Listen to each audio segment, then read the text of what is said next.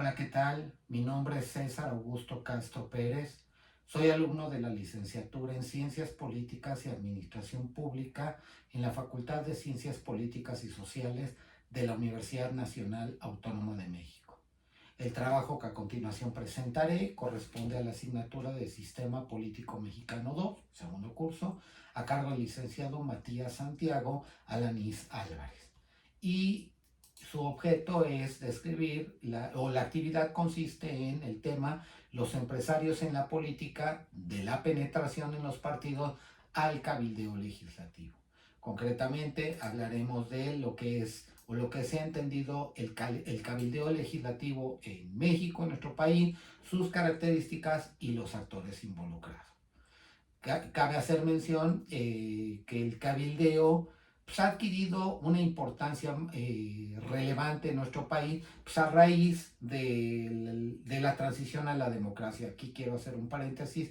Recordemos que la transición a la democracia o si lo queremos llamar la democracia, no nació en nuestro país en 2018 como errónea y mañosamente lo han señalado la administración anterior y la actual. No es cierto eso. La democracia, la transición a la democracia en nuestro país inicia muchos años antes, tiene que ver muchísimos actores, se involucran muchos actores, entonces no es algo que apenas lleve 6 años y medio, eso es una gran mentira, tiene muchísimos años más.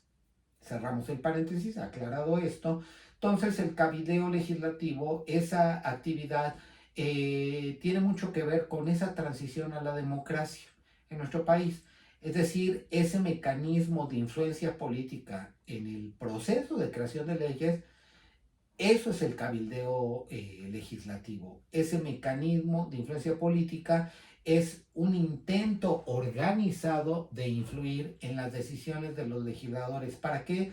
Para poder tener cierto resultado, para verme beneficiado cuando se vota una nueva ley, cuando se propone una nueva ley y que mis intereses se vean reflejados en ese cuerpo normativo. Eso es el cabildeo, así lo debemos entender. Decíamos que es una actividad que tiene una creciente importancia en México a raíz de la transición a la democracia. ¿Cuáles son sus características principales? Esto derivado de las dos lecturas de la actividad, la de Gómez y la de Ganado, podemos señalar como primera actividad que el cabildeo legislativo en nuestro país surgió de manera espontánea y de manera desorganizada, a diferencia de otras sociedades en las cuales ya está muy institucionalizado, muy estructurado, pero estamos hablando de sociedades con una democracia ya muy consolidada.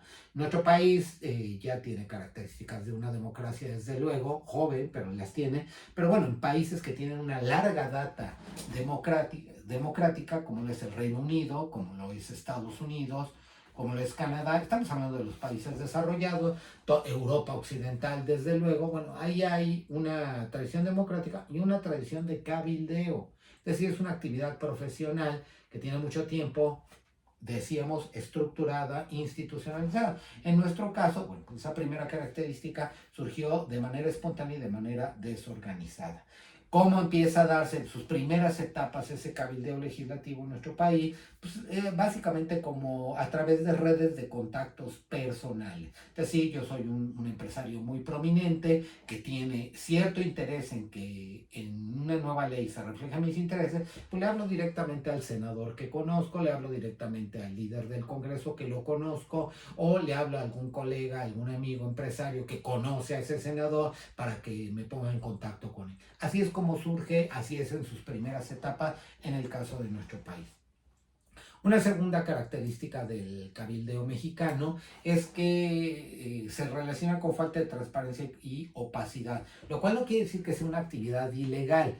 Es así porque el trabajo de los cabilderos no es una actividad pública, no es algo que sea del conocimiento del dominio público, pero no quiere decir que sea algo ilegal. Finalmente, la actividad de quien se dedica profesionalmente a hacer cabildeo legislativo se puede normar o no se puede normar.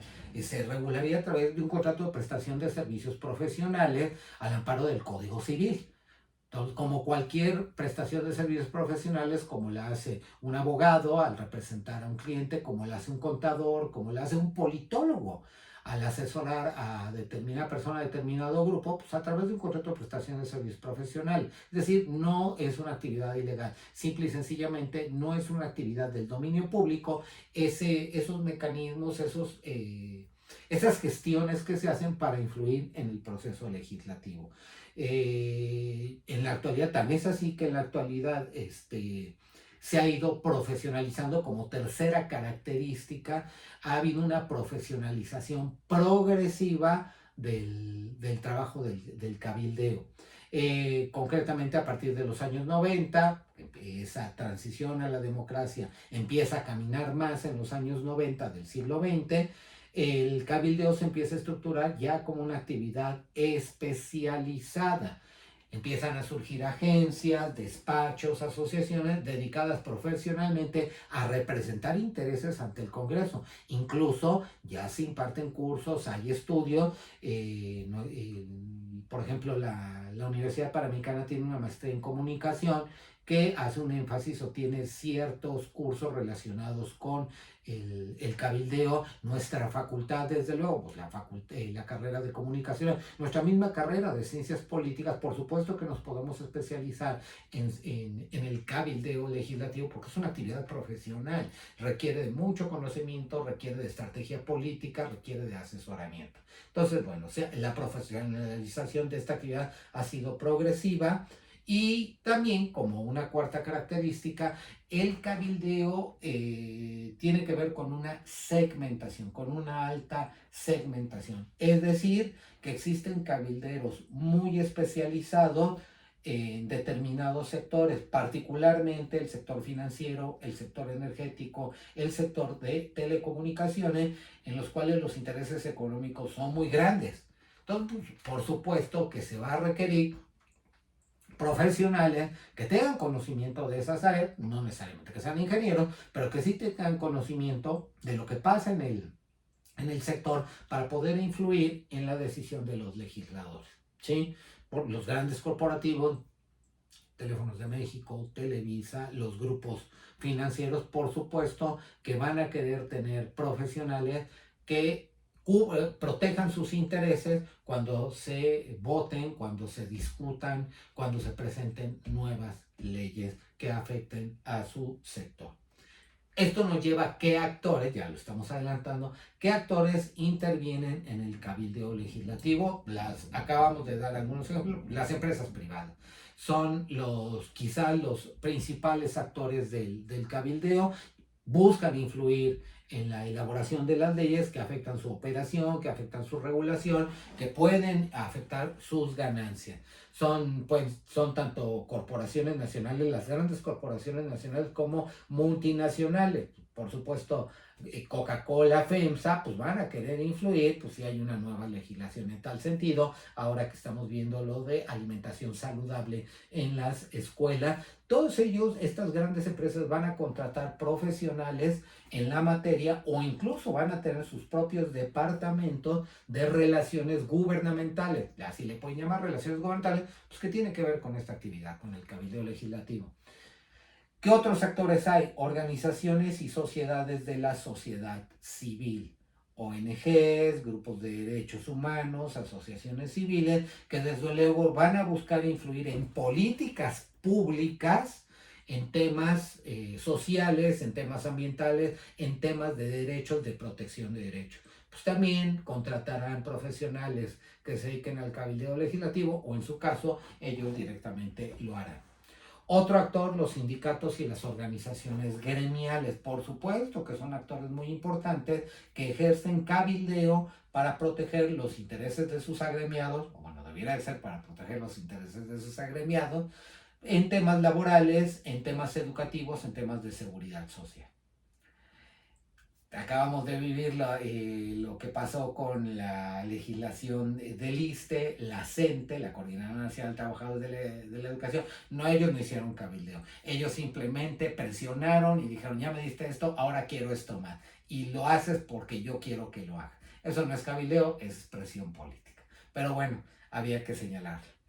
También existe otro actor, los gobiernos estatales y municipales. Por supuesto que ellos, los propios gobiernos locales, realizan cabildeo ante el Congreso Federal, estamos hablando del Congreso de la Unión, el Congreso Federal, para conseguir mayores recursos, para provocar cambios legislativos o para defender sus competencias. Aquí nos podemos ir a la parte de ese cabildeo de los gobiernos locales sobre los moches legislativos. Sí, sí hubo ese escándalo, no dudamos que sigue existiendo, de que los gobiernos locales, para convencer a los legisladores federales de que les den más recursos, tú provoca que me den más recursos cuando se elabore el presupuesto de egresos y en su momento, bueno, pues te lo agradeceremos, te lo gratificaremos. Fue el escándalo de los moches, que ha sido una práctica también extendida. Pero bueno, ves la manera, ahí sí es una manera totalmente ilegal, corrupta de hacer cabildeo.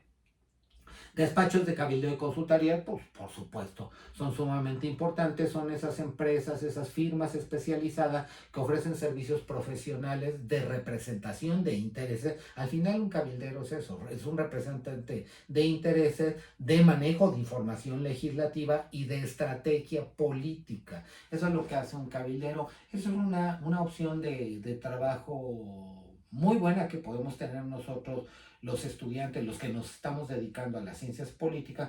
Eso es una área de especialidad que va a seguir creciendo y de mucha, mucha importancia.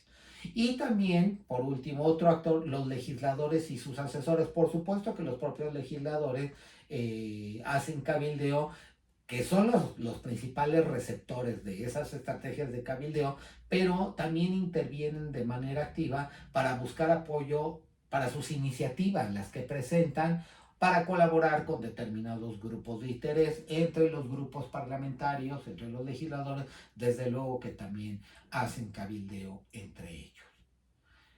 Esto es el panorama del cabildeo legislativo en nuestro país. Ojalá que estas reflexiones hayan sido de su interés. Muchas gracias. Hasta luego.